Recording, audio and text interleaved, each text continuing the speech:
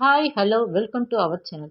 யூஸ்வலாக நம்ம ஜூஸ் நிறைய சாப்பிட்ருப்போங்க. இன்னைக்கு டிஃப்ரெண்ட்டான ஒரு ஜூஸ் தாங்க பண்ண போகிறோம். இது சாப்பிட்டா உடம்புல உள்ள ஹீட் அப்படியே ரெடியூஸ் ஆகுங்க. அது நீங்கள் ரியலைஸ் பண்ணலாம். இந்த ஜூஸ் பண்ணுறதுக்காக 2 பீஸ் கத்தாழைங்க. அதுவும் நல்ல அகலமான உள்ள மாதிரி உள்ள 2 பீஸ் கத்தாழை எடுத்திருக்கேங்க. இந்த கத்தாழையை நம்ம பறிச்சுட்டு வந்தோடனே ஜூஸ் போடக்கூடாது. அதை அப்படியே வச்சிருங்க. ஒரு 2 days டிஸ்டர்ப் பண்ண வேண்டாம். ஸோ அதுலேருந்து ஒரு எல்லோ கலரில் ஒரு ஃப்ளூயிடு மாதிரி இருக்குங்க. அது வெளியே வரும். ஸோ அது ஒரு 2 days நல்லா வெளியே வந்ததுக்கப்புறம் இந்த மாதிரி சைடில் கட் பண்ணுறோங்க.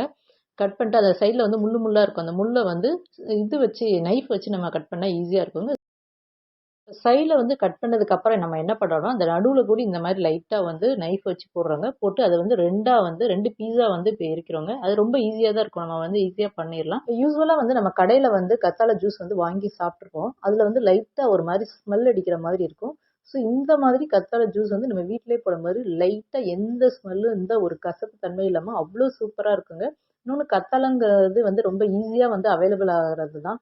எல்லார் வீட்லையுமே மோஸ்ட்லி இப்போ கத்தாழை நடுவில் கூடி 2 பீஸாக கட் பண்ணிடுறோங்க. கட் பண்ணதுக்கப்புறம் இந்த மாதிரி ஒரு ஸ்பூன் எடுத்துட்டு இந்த மாதிரி ஜெல்லை மட்டும் ஃபஸ்ட்டு ரிமூவ் பண்ணிடுறோங்க. ஸோ ஸ்பூன் வச்சு பண்ணும்போது நமக்கு ஈஸியாகவும் இருக்குங்க. எதுக்கு அகலமான பீஸ்னால் நமக்கு எடுக்கிறதுக்கு கொஞ்சம் கன்வீனியண்ட்டாக இருக்கும். ஸோ அதுக்காக தான் கொஞ்சம் அகலமான பீஸாக எடுத்துக்கிறதுங்க. இப்போ நம்ம எடுத்து வச்ச எல்லா பீஸ்லேயுமே இந்த மாதிரி ஸ்பூன் வச்சு உள்ள ஜெல்லு எல்லாத்தையுமே நம்ம எடுத்துடலாம். இப்போ இதில் நான் எடுத்துக்கிட்ட 2 பீஸ் கத்தாழை 3 பேர் ஜூஸ் குடிக்கிறதுக்கு கரெக்டாக இருக்குங்க. சப்போஸ் கூட ஒரு 2 பேர் சாப்பிட்றதா இருந்தால் கூட ஒரு பீஸ் கத்தாழை எடுத்துக்கோங்க. ஸோ இப்போ இதில் உள்ள ஜெல்லை நம்ம எடுத்துருக்கிறத தான் இப்போ நம்ம பார்க்குறது. ஸோ எந்த அளவுக்கு ஜெல் கிடச்சிருக்குன்னு பாருங்கள். இப்போ இந்த ஜெல்லை நம்ம தண்ணி ஊற்றி நல்லா அலசிடலாம். கத்தாழை ஜூஸை பொறுத்த வரைக்கும் நம்ம நல்லா கழுவிட்டோம்னாலே அந்த ஸ்மெல் எதுவுமே இருக்காதுங்க. இப்போ ஃபஸ்ட்டு நம்ம என்ன செஞ்சிடலாம், தண்ணி ஊற்றி அதை நல்லா அந்த ஜெல்லை அலசிடலாம். தண்ணி ஊற்றுனதுக்கப்புறம் அதை நல்லா ஜெல்லை ஒரு 3 times அந்த தண்ணியிலேயே நல்லா கழுவிடலாங்க. கழுவிட்டு என்ன பண்ணுறோன்னா, இந்த ஜெல்லை மட்டும் அப்படியே கையில் எடுத்து அதை வேறு பவுலுக்கு ட்ரான்ஸ்ஃபர் பண்ணுறோங்க. ஸோ இந்த மாதிரி மீதமுள்ள ஜெல்லையும் நல்லா கழுவிட்டு பவுலில் நம்ம எடுத்து வச்சிடலாங்க.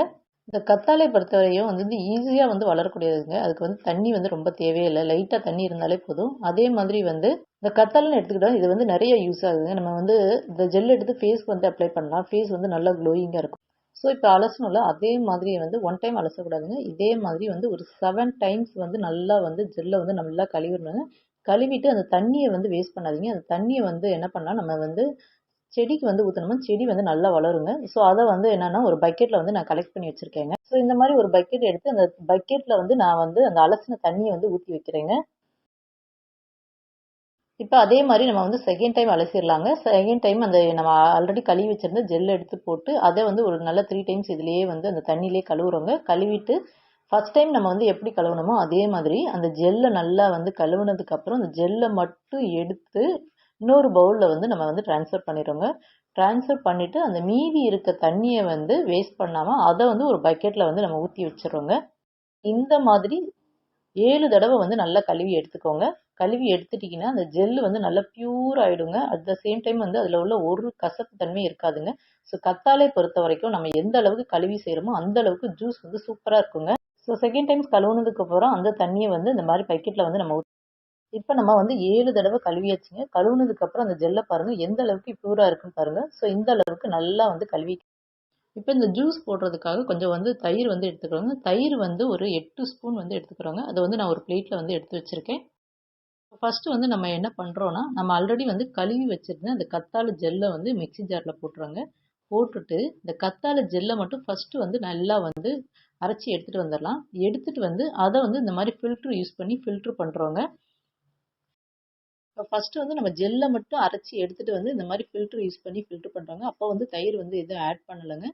ஸோ இதுக்கு சப்போஸ் இறங்கலைன்னா ஒரு ஸ்பூன் வச்சு நல்லா இது பண்ணி விட்டிங்கன்னா நல்லா இறங்கிடுங்க. கீழே உள்ள அந்த ஜெல்லை மட்டும் நம்ம அரைச்சி எடுத்து வச்சுருக்கோங்க. இப்போ இதை நல்லா ஃபில்ட்ரு பண்ணிடும். ஃபில்ட்ரு பண்ணதுக்கு அப்புறம் நம்ம ஆல்ரெடி எடுத்து வச்சுருந்த தயிரை இதோட ஆட் பண்ணலாங்க. ஸோ தயிர் சேர்த்து இது பண்ணிங்கன்னா இந்த அளவுக்கு நமக்கு வராது. ஸோ அதனால் ஃபஸ்ட்டு ஜெல்லை மட்டும் லைட்டாக அரைச்சி எடுத்துகிட்டு அதுக்கப்புறம் நம்ம தயிர் ஆட் பண்ணுறோங்க. இப்போ தயிர் சேர்த்ததுக்கு அப்புறம் இதை என்ன செஞ்சிடலாம், நல்லா ஒரு ஓட்டிட்டு வந்துடலாம் மிக்சியில். அதையும் அரைச்சிட்டு எடுத்துகிட்டு வந்த பிறகு அதையும் நம்ம ஃபில்ட்ரு பண்ணிடலாங்க. ஃபில்ட்ரு இந்த பெரிய ஹோல்ஸ் இருக்கிற ஃபில்டரை எடுத்துக்கோங்க. ஸோ அதில் தான் இறங்குங்க. ஸோ அதை நம்ம ஃபில்ட்ரு பண்ணிடலாம். ஃபில்ட்ரு ஆகலைன்னா இந்த மாதிரி ஸ்பூன் வச்சு லைட்டாக இது பண்ணி விட்டிங்கன்னா என்ன ஆகணும், நல்லா ஃபில்ட்ரு ஆயிருங்க நமக்கு. ஸோ அதுலேயும் வந்து ஃபில்ட்ரு பண்ணதுக்கப்புறம் மேலே வந்து கொஞ்சம் இது இருக்குங்க ஜெல்லு. ஸோ அதையும் வந்து மறுபடியும் வந்து என்ன பண்ணிடலாம்னா மிக்ஸி ஜாரில் போட்டு அரைச்சி எடுத்துகிட்டு வந்து அதையும் ஃபில்ட்ரு பண்ணிடலாம். ஸோ இப்போ வந்து நம்ம பார்க்குறது வந்து செகண்ட் டைம் வந்து அரைச்சி எடுத்துகிட்டு வந்ததுங்க. ஸோ அதுதான் இப்போ பார்க்குறது. இது வந்து கொஞ்சம் திக்காக இருக்கிற மாதிரி இருக்குங்க. நம்ம தேவைக்கு ஏற்ற மாதிரி வந்து தண்ணி வந்து ஆட் பண்ணிக்கலாங்க. நான் இதில் வந்து ஒரு 2 கிளாஸ் அளவுக்கு வந்து தண்ணி ஆட் பண்ணுறேங்க. தண்ணி ஆட் பண்ணிட்டு நல்லா வந்து மிக்ஸ் பண்ணி விட்டுறலாம். மிக்ஸ் பண்ணுறதுக்கு முன்னாடி நமக்கு கொஞ்சமாக வந்து உப்பு வந்து போட்டுடலாங்க. தண்ணி வந்து உங்களுக்கு எவ்வளவோ அந்த அளவுக்கு வந்து தண்ணி வந்து ஆட் பண்ணிக்கோங்க. தண்ணி ஆட் பண்ணதுக்கப்புறம் அதை வந்து 2-3 தடவை வந்து நல்லா ஆற்றி எடுத்துக்கலாம். இப்போ நமக்கு வந்து சூப்பரான கத்தாழை ஜூஸ் வந்து ரெடி ஆயிடுச்சுங்க. இது வந்து பார்த்தீங்கன்னா வந்து கத்தாழை ஜூஸ்னே தெரியாதுங்க. ஸோ அந்த அளவுக்கு வந்து நீங்கள் குடிச்சிங்கனாலும் அந்த அளவுக்கு நமக்கு வந்து டேஸ்ட்டாகவும் இருக்குங்க. ஸோ கசப்பு தன்மை துளி கூட இருக்காதுங்க. ஸோ ட்ரை பண்ணி பாருங்கள். கண்டிப்பாக உங்களுக்கு வந்து ரொம்ப பிடிக்குங்க. இப்போ இதில் வந்து நம்ம ஜெல் எடுத்தது போக அந்த கத்தாழை தோல் இருக்குது பார்த்தீங்கன்னா, அந்த கத்தாழை தோலை வந்து நம்ம வேஸ்ட் பண்ண வேண்டாங்க. அதை வந்து நம்ம செடிக்கு வந்து உரமாக மாற்றலாங்க. ஸோ என்ன பண்ணலான்னா அதை வந்து சின்ன சின்ன பீஸாக வந்து கட் பண்ணி மிக்ஸி ஜாரில் வந்து போட்டுக்கலாங்க. ஸோ நம்ம எடுத்துக்கிட்ட எல்லா தோல் பீஸையும் வந்து நம்ம சின்ன சின்ன பீஸாக வந்து கட் பண்ணி மிக்ஸி ஜாரில் போட்டிருக்கேங்க. ஸோ அதையும் இப்போ வந்து நம்ம வந்து என்ன பண்ணலாம்னா மிக்ஸியில் வந்து அரைச்சி எடுத்துகிட்டு வந்துடலாம். இந்த மாதிரி வந்து நல்ல பேஸ்ட் ஃபார்முக்கு வந்து அரைச்சி எடுத்துகிட்டு வந்தாச்சு. இப்போ நம்ம வந்து அரைச்சிட்டு எடுத்துகிட்டு வந்ததை வந்து என்ன பண்ணலாம்னா நம்ம ஆல்ரெடி வந்து தண்ணி வந்து கழுவுன தண்ணி ஊற்றி வச்சுருந்தோம் ஒரு பக்கெட்டில், அந்த தண்ணியில் வந்து ஊற்றிடலாங்க. ஊற்றிட்டு தண்ணி வந்து ஒரு மூடி போட்டு ஒரு 2 டேஸ்க்கு வந்து டிஸ்டர்ப் பண்ண வேண்டாங்க. அப்படியே இருக்கட்டுங்க. அந்த தண்ணி வந்து நல்லா புளிச்சிருங்க. புளிச்சதுக்கப்புறம் நம்ம செடிக்கு ஊற்றினோம்னா அந்த செடி வந்து நல்ல க்ரோத் வந்து சூப்பராக இருக்குங்க. அந்த அப்படியே பச்சை பசேன்னு இருக்குங்க. அவ்வளோ சூப்பரான ஒரு உரம் வந்து நமக்கு கிடைக்குங்க. ஸோ அதையும் வந்து நம்ம வேஸ்ட் பண்ண வேண்டாம். இப்போ நமக்கு வந்து கத்தாழை ஜூஸ் வந்து ரெடி ஆயிடுச்சுங்க. இப்போ அதை வந்து டம்ளரில் ஊற்றி வந்து சர்வ் பண்ணலாங்க.